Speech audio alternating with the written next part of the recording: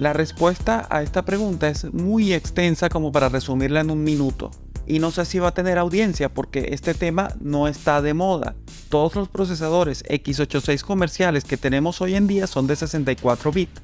Los de 32 ya no se fabrican y los de 16, 8 y 4 ya ni te cuento. Pero igual este guión lo escribí y lo voy a intentar.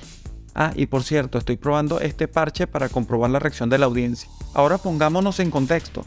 La primera memoria volátil que usa el procesador no es la RAM, tampoco es la caché, es una que se llama registro que está más arriba en la jerarquía de las memorias, está de primero y es pequeñísima. Un programa ejecuta instrucciones que hace cálculos sobre muchos datos, y aunque estos datos los humanos los interpretamos como números enteros, o textos, o números más largos, o decimales, o un simple verdadero y falso, internamente todo se va a representar en forma de instrucciones de cálculos aritméticos lógicos simples que modificarán datos variables de números enteros positivos ubicados en renglones todos del mismo tamaño. A fin de cuentas son cargas eléctricas, ceros y unos. El tamaño y el tipo de las variables los define el compilador o el programador directamente en el código del programa. Sobre todo el humano, la persona que programa en capas de bajo nivel. Ahora, que un procesador esté a una frecuencia de 4 GHz quiere decir que en un segundo hace 4.000 millones de ciclos y en cada uno de estos ciclos se ejecuta una cantidad de instrucciones modificando las variables.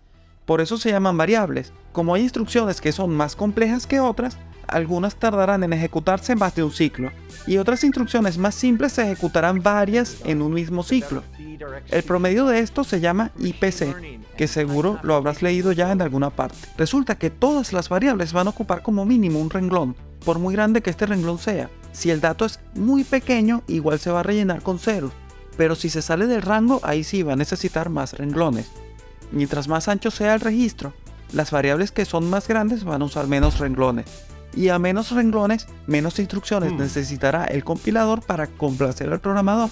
Por lo que, disponiendo de un registro ancho, el programa al ejecutar las instrucciones modificará los enteros grandes en menos ciclos.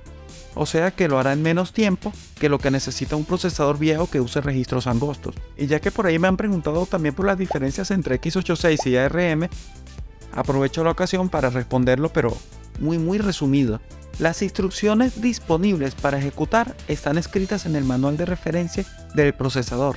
Sí, hay un manual de referencia, los procesadores tienen un manual que se ven así como este. x86 tiene un conjunto de instrucciones y ARM tiene otro conjunto de instrucciones que es totalmente distinto. Por eso es que de buenas a primeras son arquitecturas incompatibles. Adicional a esto, también los procesadores antiguos de una misma arquitectura se van volviendo incompatibles con los procesadores nuevos, o mejor dicho, con el software nuevo, porque los fabricantes cada vez que cambian de generación incluyen nuevas instrucciones que no estaban en el manual del diseño original, como por ejemplo todas estas que tiene mi Ryzen que están escritas aquí. Y si te gustó este video, regálame un like, comenta, comparte y suscríbete. Chao.